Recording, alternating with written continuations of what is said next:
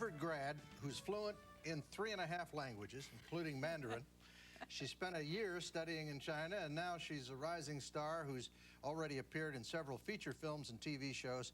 It's a pleasure to welcome you here, Mira. Oh, it's a pleasure to be here. This is Paul Sorvino's daughter. I have to get that out of the way. He was on this show about 3 weeks ago. Is he starting to worry about you becoming such a big star? I mean, he's a big star, and now you're a big star. Oh, I don't know. I'm not nearly the big star he is, and I don't think he's worried about it. He's very happy for me. He is? Yeah. Okay, Harvard, first of all. Is it hard to get into Harvard? I have to ask you this. Most parents say, gee, I'd like my kid to go to Harvard. Well, not if you bribe the overseers. No, come on. You have to be real smart, right? I don't know. I mean, Were you always a good student? Yeah, I was always a good student. I was always very interested in school. I was not the very top of my class. I was not like the valedictorian, but I always studied pretty hard and loved my classes, and so. Did you go to Harvard thinking, I'll just have this to fall back on? I really want to be an actress, or did you go there to be something else and then suddenly get into acting? Well, I sort of felt that I wanted to be an actor from the time I was small, and I was always discouraged from that, and everyone thought it was because my dad was an actor and that's all I saw, and that would seem to me to be the good thing to do. But I thought, okay, I love academics. I have this wonderful opportunity to go to a great college and really explore that side of life, and rather than go immediately into acting, go to like an acting conservatory or go straight to New York and just start auditioning, I decided to test out my other interests and see if they were stronger than acting, and whether acting really was just something that I'd been fond of as a kid but that would fade. And I found it went contrary to that, and after I got out of college I really missed acting and I went back into it. Who discouraged you? My father. Really? Yeah. Why? Oh, he always felt that it was just such a demanding business that unless it was the only thing you could do, meaning that you needed to do, then you shouldn't do it. Either it was the only thing for you or something else was for you. If you could do something else equally, he said, just do the other thing and you'll be much happier. You're very successful in films, very, very young. Now, how did you pull that off? I know you didn't do it on Daddy's name because you had to go out and get the part in major films. I mean, a Robert Redford film is no easy thing to do, right? No, well... Did you read a lot for that? Did you read for Mr. Redford? I read for Mr. Redford. I read for him once. In that case, he had seen some footage of mine from other projects I'd done. During the time that he was looking for people, I was in Spain working on Barcelona. Okay. And I eventually flew back from Spain to meet with him once, and then I had to fly back again while I was shooting Barcelona to do my first week of quiz show. But basically, I've been at this since I was 16, auditioning for things. I sort of stopped when I went to college, but it's been kind of a long road of auditioning and honing my skills and going to acting class and learning with each project. So it's not an overnight kind of success. I said you were fluent in 3.5 languages. Name them, the fluent ones. Right. Well, the fluent ones are Chinese, French, and English. Oh, under and then... The half is Spanish, which got My half is good. English. I only have one half. I don't have the other 3. I have half English, which is pretty good. It gets me through. So, Mandarin. Say something in Mandarin. I don't know what Mandarin is. 那我不知道你要说什么. Wow, that's pretty good. I thought that sounded like French to me. What did you say? I said, I don't know what you want me to say. Okay, say, I'm happy to be on your program straightforward in Mandarin. 我在这儿特别高兴。我忘了怎么说那个show. I've forgotten how to say like program. Program. Yeah, okay. Well, that's very impressive. Now, did you learn that at Harvard? I learned part of it at Harvard, and then I went to China and studied there too. Are you interested in China particularly? I mean, did you pick that up because you're interested in the country and what's going on there? For some reason, I have always been interested in Chinese culture. I mean, from the time I was 12, I actually had a friend, and still have a friend, who's Chinese-American, and she took me with her family at all of these different cultural events, and I just sort of fell in love with China. And then when I went there, I discovered it was not the traditional China that I had studied, or had learned about when I was younger. It was totally changed. I mean, communism had completely wiped out a lot of the prominent features that I had sort of been hoping to find, even though I knew it was communist. But I think what I was looking for was probably still alive and well in Taiwan. But But I came to be very fascinated by what I found there anyway, and the people actually were the best part of it. They were very warm and very almost similar to the Italian side of my family. I'm half Italian and half everything else, and they were very, very warm and funny and They're generous. funny. I don't see many people when I see the newsreels. They don't look as happy to me. You mean Well, when you meet them and talk to them? when people take you Do to they their have homes. jokes in China? Do they like tell Yeah. jokes like we tell jokes? Yeah, They do. yeah. They're not great. a mirthless people. They're no, not. no. That's. Are you interested in politics? I mean, do you think America has a good policy with regard to China, or do you think we should do something that we're not doing? That's very hard for me to say right now because I've been sort of out of the field for a while. I mean, if this were a few years ago, I could have opined more correctly about this, but right now I wouldn't really wager a guess. I just feel like at this point it's hard to say where China will go. I think you still have this unpredictable old guard there, and until The hardline China. they're still there, and so you don't know how they'll react to behavior on our side. I mean, Tiananmen Square, I felt, was partially a result, and I haven't really heard anyone else say this, so I might be completely off the mark, but the generation that comprised the students were essentially people who were too young to remember the Cultural Revolution. And so they didn't really realize how brittle their government was and how tough Deng Xiaoping really was. And they pushed him too far, and they made the country lose face internationally. And they just didn't That think, embarrassed him, yeah. so he had to shut it down. Interesting I think observation. the older Chinese remembered the severity of the 60s more. Now, you strike me as a very shy young lady, which you must not be if you go out on auditions, but she plays a sexy, very liberated Spanish good time girl.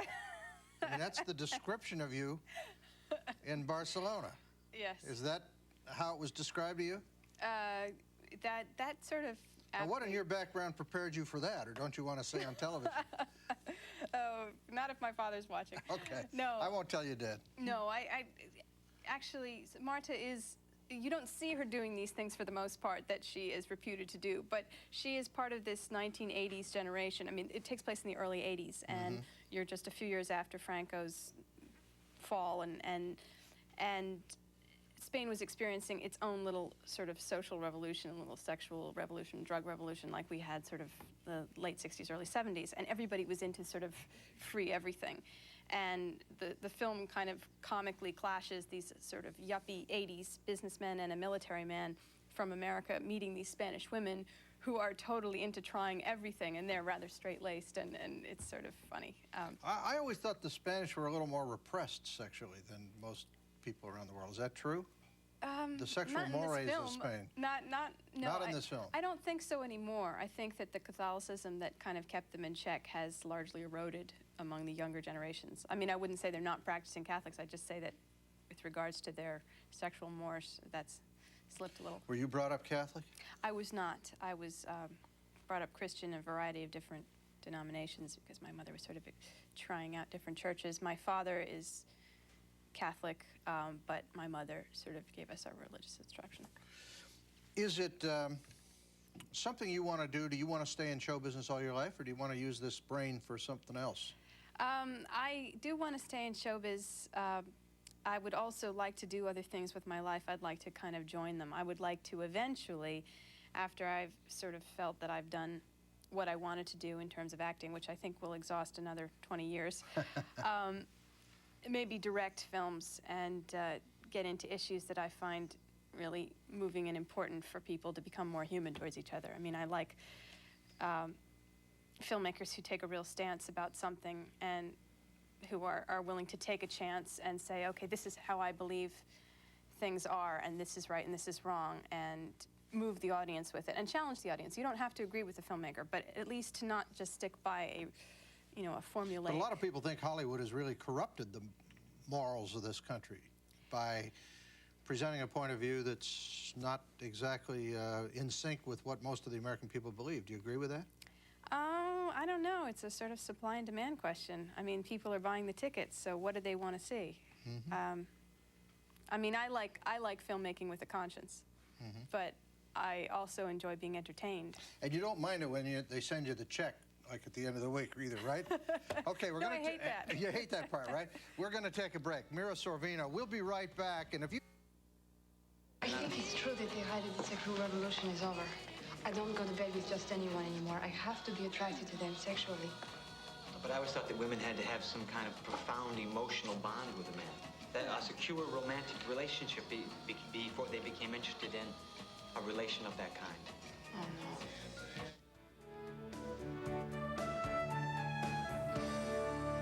We're back with film star Mira Sorvino.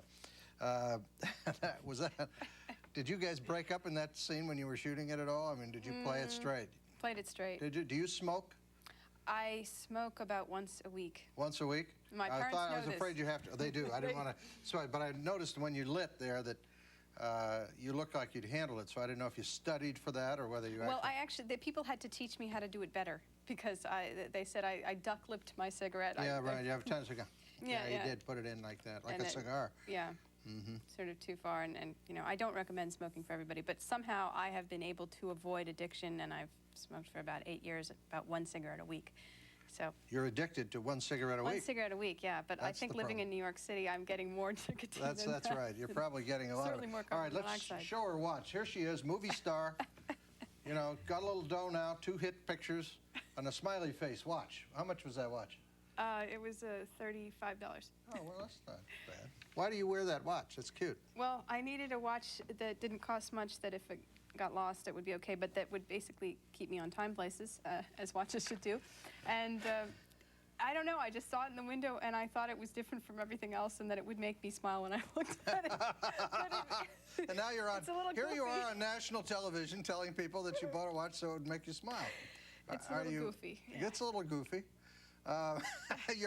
That's right. Your press representative is standing in the room saying, the woman's talking about a smiley face watch and we're trying to promote a film. Okay, quiz show. Now, Yes. Robert Redford, the quiz show is about the 1950s, right? Mm-hmm. This was long before you were around. I happen to have been around in the 1950s. And they had a show called, the $64,000 question.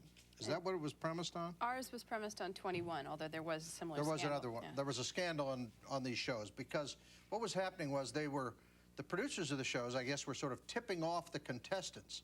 So the ones they wanted to win would win. Right. Isn't that the way it worked? Yeah. An odd premise for a major motion picture. Do you know why Robert Redford got interested in that? It's not Sundance, Butch Cassidy and the Sundance Kid. It's a really interesting piece of time. Yeah, well, I mean, I can't speak for him, but the film is certainly about much more than just people being fed answers. It's sort of about that transition from that 50s post-war, feel good, everything is fine mentality to, oh, wait, let's see what's under the surface. And it explores the responsibility of the networks to the public, whether or not television has What? the We have duty. responsibilities? Wait a minute. Nobody's told me about this. No, Whether go you're ahead. responsible, you, as a network head here, to inform and educate and tell the truth to the public, or just to entertain and make money for the sponsors. And what the public believes and how much the public believes of what it sees. And you have Boy Scouts on this handing an award to Charles Van Doren, played by Ralph Fiennes, you know, in emulation of him, that they all want to grow up to be like him. And meanwhile, he's a fraud. He's a beautiful fraud, but he's a fraud. And it sort of looks at that time when it was sort of the graying of America, you know? There was Up until then, everything had been black and white. Yes. The war was, it was clear who the good guys were and the bad guys. We're going to take a look at a clip from Quiz Show, and then we'll talk about it a little more. Go ahead and roll that clip. How you can hold a quiz show hearing without Van Doren? Van Doren had no contact with NBC or Geritol. Don't you understand? Deal with Enright. Enright's the key here. The key to what? The jury here is the public. The public doesn't know Dan Enright. The purpose is not to reform the souls of the contestants. The purpose is to reform television. It's like the Baron Blatt and the Sweezy Oh, case. you don't want to call him? Fine, Dick. Just don't patronize me with your legal bull. She's got a point. Well, maybe it's time for you to go home, huh? How'd you like Dick's steak done, Bob? Medium? See, absolutely no need to drag the man into the spotlight. You dragged Herb Stempel into the spotlight. man has to be dragged from the spotlight with his teeth marks still on it. Yeah, well, nobody forced Charles Van Doren to go in front of 50 million people either. Sandra, this is not McCarthyism. We are not here to expose for the sake of exposure. This is not the point. No, that is the point. That is not your point. You are 10 times the man Charles Van Doren is, Dick.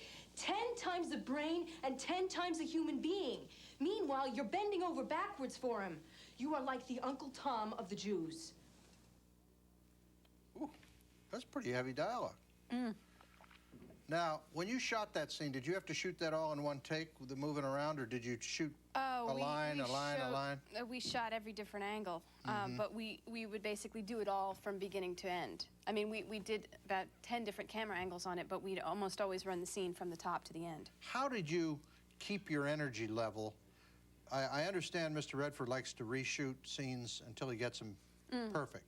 So you might have to do that scene 10, 20, 30 times. But we had all day to do that scene, yeah. Oh, you did that scene all day? All day, and it was Now, pretty you come in at emotionally 9 heavy. o'clock in the morning, get your makeup on, or 8 o'clock, 7 o'clock, whatever. You start shooting this scene. Along about 3:30 in the afternoon, you got to be really flagging, right? Chocolate. Chocolate? Boom. Give you a little shot, right? I don't know. Well, I find actually nutrition on the set has a lot to do with your energy. You have to start off the day with a protein breakfast, definitely. You can't have just cereal. You have to eat an egg or some kind of protein thing. And then at lunch, you can't eat a lot because it will make you fall asleep. And then if you are actually flagging, a little bit of chocolate now and then will really pick you up. Pop you up. Okay. I'm talking with actress Mira Sorvino. We were talking about Quiz Show, the new Robert Redford film. He's not in it, right? He's just directing he's the director. Now, we saw that clip. Who was your character? What was she about there? My name is Sandra Goodwin in it. I am the wife of Dick Goodwin, Richard Goodwin, a real-life person. And I was a writer, very idealistic, very independent, and very upset with my husband in that scene because I feel that he is betraying all of his morals to sort of get in with the Powers Ivory that be. Tower. You know, basically, he's always wanted admission into this club, and he's become friends with Van Doren, and he's overlooking Van Doren's guilt, or possible guilt, in this situation because of his friendship to him. And he says it's because of his friendship for him and the love of the man, and for me, it's, no, you're selling out. You know, you're betraying everything you have stood for. So for me, it was a very nice little part because I had a lot to say in a small amount of time, and I could really be very true blue about it. What is Redford like? Does he shout and yell on the set like a lot of directors? Is he quiet? No, he's very quiet. How does he direct you? Very cerebral, very quiet. Speaks to in hushed tones, very thoughtful, very considerate of everyone. Talks to you before the scene, the day before you do a rehearsal, if it's a big scene. That scene we talked about the day before, we changed a line in it.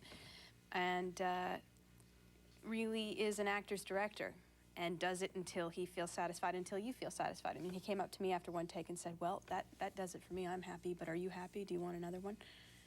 So that was just such a luxury to have a director ask you that. Oh, boy, that's nice, isn't it?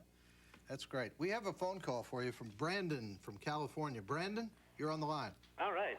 I was curious about your time at Harvard, and Andrew Wyeth, the painter, said that most great artists don't go to college because the years you should be living, you're in school. And I was just wondering how your education helped your acting, or if that was a hurdle, or what you see in the future in terms of bringing the two. Brandon? Yeah. Are you nervous talking to this young lady? Sure. How old are you? I'm 29. Yeah, well, you sound a little shaky talking to her. She's intimidating because she's pretty, right? Oh, totally. Well, the reason I called, the guy on the phone who screened them said I couldn't ask any other questions, but I think I met her in a dance club in Venice, California, last year. But anyway, I can't ask that. I'm not sure about that. Okay, we're not going to get into that. We don't want to hear about that. About the other, because being an artist, going to I'll talk to you Harvard. about that. For me, actually, Harvard was a wonderful experience that I would not trade for anything. The only thing it did in terms of acting was set me back in time. I mean, whereas I could have sort of started my acting career at 17, I started at 21 instead. But I got so much out of that experience. I mean, I did so many different things. I rode crew, I sang with an a cappella group, I did public service work, I visited this wonderful old woman who was 103 when I started visiting her, and then finally died at 105, but she taught me so much. And I wrote a thesis, and these are all things that I never could have done had I gone straight into acting, and I think they only fed me, and they made me stronger as a person, and ultimately, strength and confidence have a lot to do with your being able to do your art. So I don't regret it. Okay, we have another call here. Stephen, New York. You're on the line, Stephen. Hi, Mira. I wanted to say, first of all, I really enjoyed your performance in Barcelona. I look forward to Quiz Show. And you mentioned that you might want to do some directing. I was wondering what you thought about the role or women's roles right now in movies and how that's developed and if you would do anything different. I'm starting to be really excited by the women's roles I'm seeing. I'm seeing women written more heroically than they used to be. They're not such accessories. I mean, I felt that even my role in Quiz Show, although it is a short role, it's a small role time-wise, I got to have integrity and strength and be as smart as my husband. I just saw Susan Sarandon last night in The Client, and I thought that role was a wonderful role for a woman. I mean, she was the strong, heroic person battling the odds and winning. And I like that kind of a role for a woman, and she doesn't lose her femininity doing it. And I'm seeing a lot of really good scripts out there right now that are filled with good women's roles. I mean, I think women as directors have a lot to say, and it's an interesting, different perspective on the world. But would you ever do a film with your dad if it came along? if it was the right film. Would you? Yeah. We have a clip. He was on this show about 3 weeks ago. I have a clip here. Now, his favorite thing is opera. And he may fill in for me some night, because I think he also wouldn't mind being a talk show host. We're about to wind this up, but I want to play this clip. Take a look at the monitor. And since you guys love opera... we chipped in and got you this.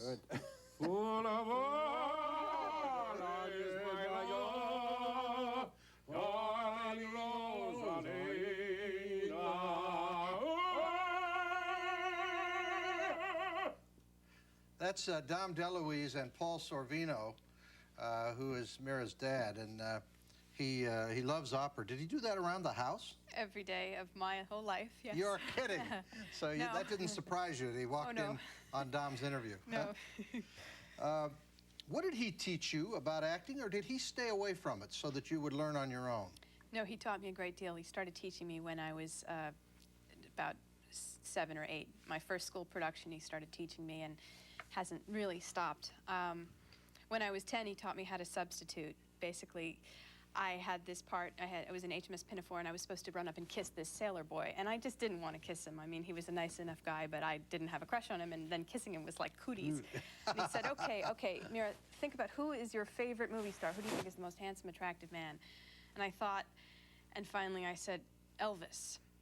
And so he said, okay, well, just imagine that Elvis Presley is standing right there, and you can run over to him and plant a kiss on his cheek. And it worked. Boom. It was magic. It was the magic of your imagination working for you, and I ran up and kissed him, and it was Since fine. then, everything's been fine, huh? Yes. Okay, Mira Sorvino, thanks for joining us tonight, Thank you. Mira.